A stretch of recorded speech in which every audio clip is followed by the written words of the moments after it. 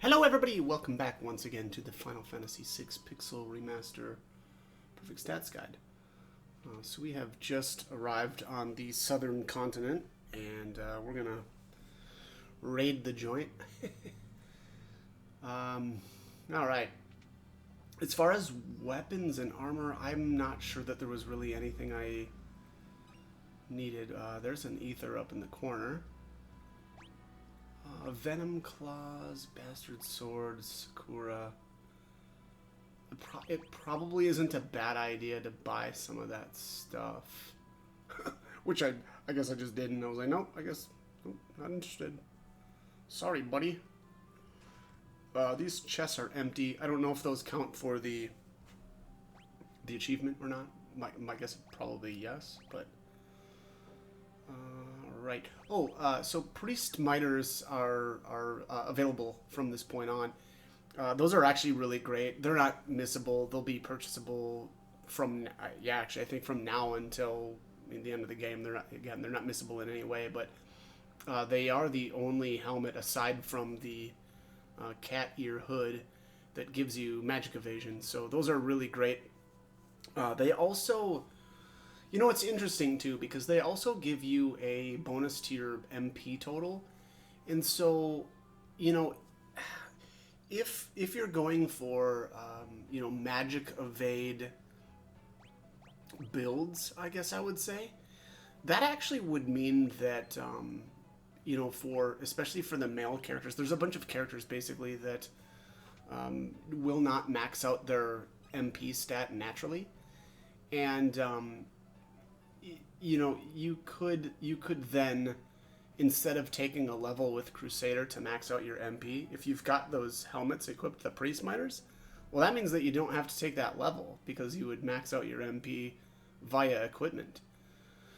So, I don't know, I guess that's something to consider. I probably won't bother with, stat maxing MP. And I don't think I'm going to do that for HP either, but I guess it's kind of just something to keep in mind. So yeah. All right. Anyways, I'm going to head on up here to Zen. This formation is not one that I would take. I think wow, yeah, it looks like I'm smoke bombing out here. Yeah, so I think what I did actually was reset my game a little bit after this and kind of redid this route, but again, yeah, that formation specifically I wouldn't take. There's one formation with the, what is it? I think it's the Dawn, the Wyvern, and then two, what are they called in this one? Lit War Chicken or something like that. That's the formation that I would grab, and then there's one other formation with the three Jokers that I grab as well. So those are really the only two formations that I take from this area. I'll probably end up coming back here later to do that. Here in the relic shop, they're finally selling Hermes. Is it Hermes sandals, or is it Hermes shoes? But yeah, I grabbed a couple of those. I think we already had two, but I really like that item. Nothing real fancy here in the armor shop. Let's check this weapon shop here too.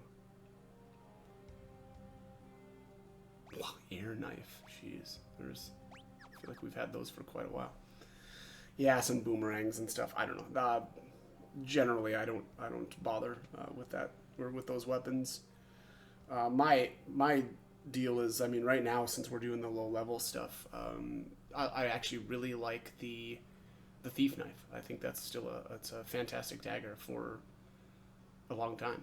It's got the 10 physical and 10 magical evasion, as well as a little bit of agility. So, and then on top of it, I suppose you can steal stuff with it, kind of too, as well, but less important.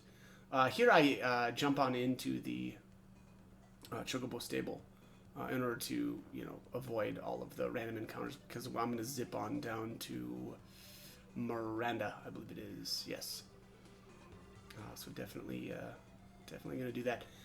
Honestly, I think I used to think that the armor, in the southern continent was better than it really is. I guess I think you can buy, what is it here? Can you buy golden vest or something? Or of course. So good thing was here, again, I actually don't mind this formation here with the three jokers. You know, in order to get a perfect rage guide, you'll need those. So I actually like that formation of, I suppose, of the other, you know, formations that the jokers found in. Here's a holy water on the left-hand side. Was there an elixir in here? Nope. This clock is empty. Okay.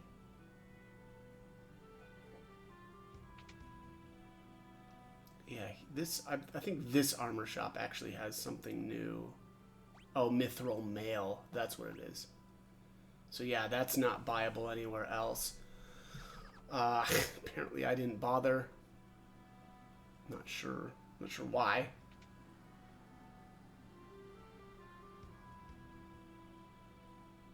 Mithril spear, trident. So there's a new spear for Edgar. Not really that important. There's the venom claws, the bastard sword, but yeah. Nothing real new here either. Yeah, wow. I just, like I said, I guess in you know, other versions of the game, I was always like, yeah, you got to go to, you know, Miranda, you know, as soon as you can. And yeah, apparently it's just the mithril mail, and I don't know. I didn't buy it. I'm not really even sure why though.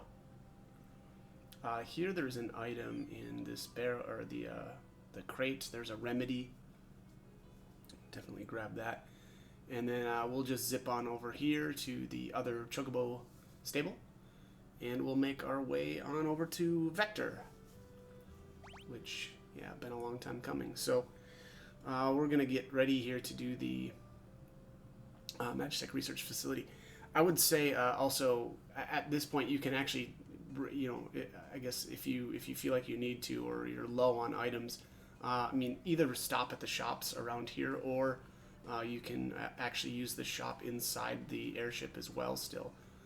So, you know, again, that's an option. I would say just, you know, make sure that you're prepared for Magitek Research Facility, because it can be a bit of a challenge, and the minecart ride specifically is, you know, I'll be honest, I think I've got footage of my minecart ride, and it was pretty obvious that I had basically completely forgot about yeah, just I wasn't prepared. I think I had, you know, very few Phoenix Downs, but worse, I had like 2 or 3 ethers, and boy, that was not good. So, you know, again, do as I say, not as I do. Here, I thought I remember something being really weird about this inn. Do they like steal from you or something if you stay here? I can't remember, but I chose not to stay. I just vaguely remember something about that. Yeah, that stay the night, it's on the house. Yeah, I assume that means that they steal from you. That building right there, the little one, I don't go in there either. That is a pincer attack with, I think it's 2 Narshe guards. After you beat them, though, the lady in there will heal you, but I don't find that useful, so I'm skipping that. Yeah, nothing interesting here. I've got just a ton of mithril mail from stealing on the Veld, the Hell's Rider. I spent an absurd amount of time there. Obviously.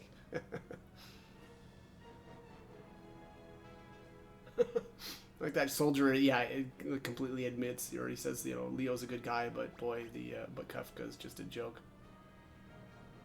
Here's a little hint too. Yeah, about the you know, the Magitek research facility, and how, you know, you really need to, well, you need to be packing magic, because they all are. It's for their own good, really. That's an interesting thing to say. I wonder why that guy says that it's for their own good. General Leo has never had a Magitek infusion. He's a warrior's warrior. What does that mean? What's a warrior's warrior? Is he's owned by other warriors? Alright, so here's my obligatory trip towards the palace here, and I always trigger the Guardian fight here, which we can, run away from, but I always I always try to run in here and check it out. I always thought that the Guardian looked really cool. Filthy returner scum. How does he know that we're returners?